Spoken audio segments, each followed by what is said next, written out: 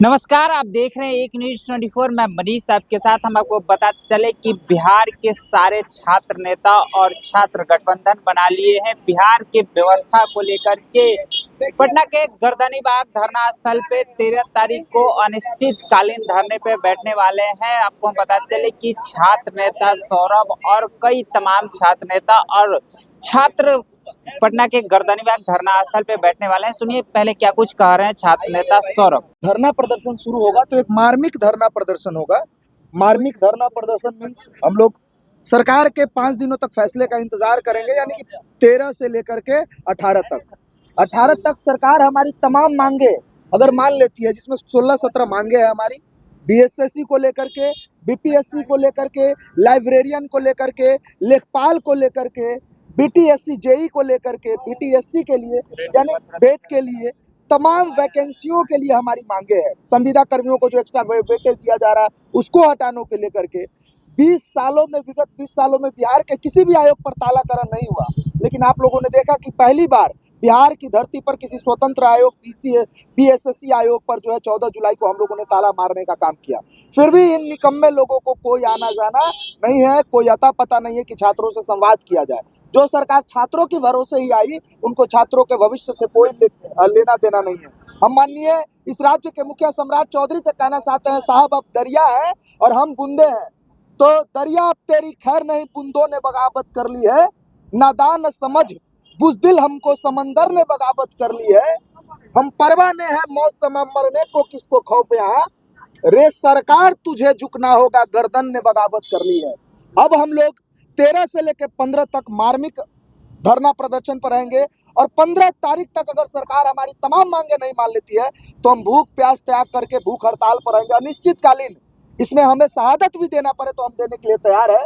अगर जरूरत पड़ी आप अंग्रेज बनोगे तो जरूरत पड़ेगी तो हम भगत सिंह, शहीद आजम भगत सिंह भी बनने के लिए तैयार है। लेकिन आप हमारे अपने हैं, हमने लोकतांत्रिक तरीके से आपको चुना है। अगर चुनी हुई सरकार हमारी बात नहीं सुनती है, उनकी जनप्रतिनिधि जल्द से जल्द हमसे बात नहीं करते हैं, तो आपने जंतर मंतर कुछ नहीं देखा है साहब। 22 तारीख के आंदोलन ने बिहार को दिखा दिया, पूरे भारत को दिखा दिया कि धर्मेंद्र प्रधान को झुकना पड़ा। और माननीय मिथिलेश तिवारी कहते हैं कि ये छात्र नेता हमको जानते नहीं है। आप नहीं जानते हैं हम बच्चों को, आप नहीं जानते हैं बिहार के युवाओं को। अगर अपने आप पे आ जाए तो बिहार की गद्दी छोड़ करके भागना पड़ेगा।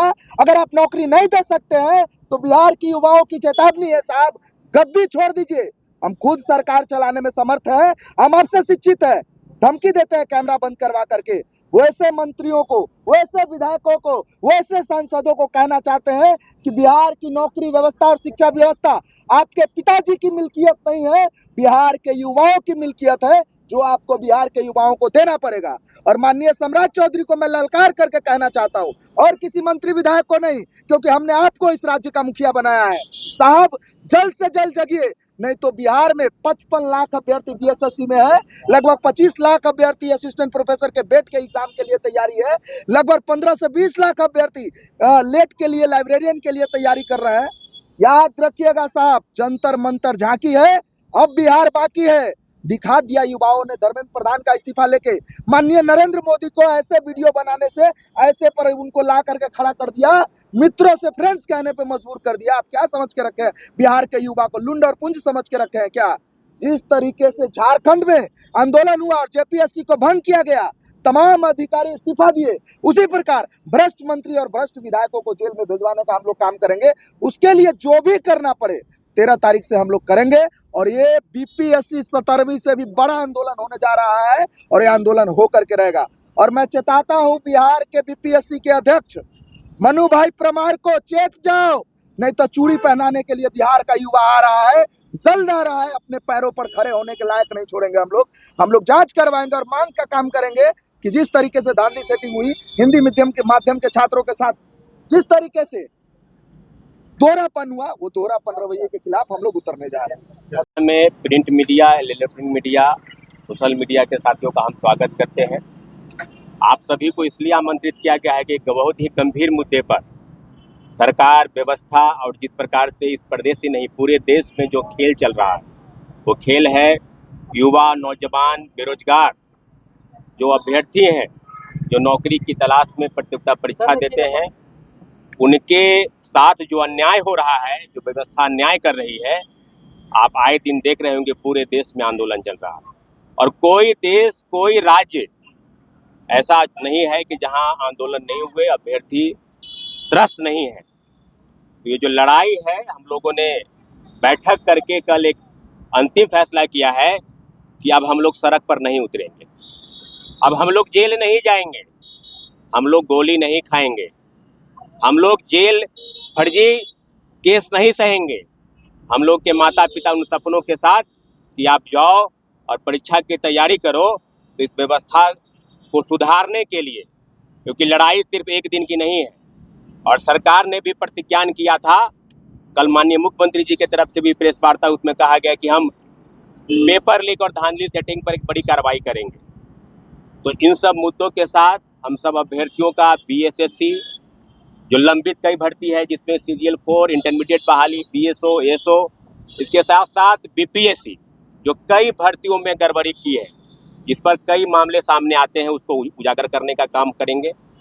इसके अलावा BTSC, ANM, GNM, कई भर्ती परीक्षा जो टेक्निकल तरीके से होती है, वहाँ पर भी बड़ी गड़बड़ी चल रही है, बड़े भ्रष्टाचार के आरोप लगे हैं। इसके अलावा असिस्टेंट इंजीनियरिंग यानी सहायक इंजीनियर, जिसमें AE और JE दोनों मामले हैं, उसको लेकर भी हम लोग बैठेंगे।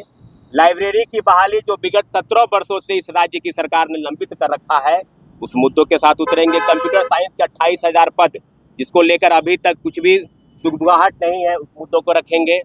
इसके साथ साथ आप कहते हैं कि पेपर लीक और धांधली सेटिंग पर हम जीरो टॉलरेंस की नीति और सांसद की तरफ से कानून बनता है। अभी हाल में ही फिर से एक कानून जो है पारित हुआ है, एंटी पेपर लीक कानून, 1 करोड़ का जुर्माना।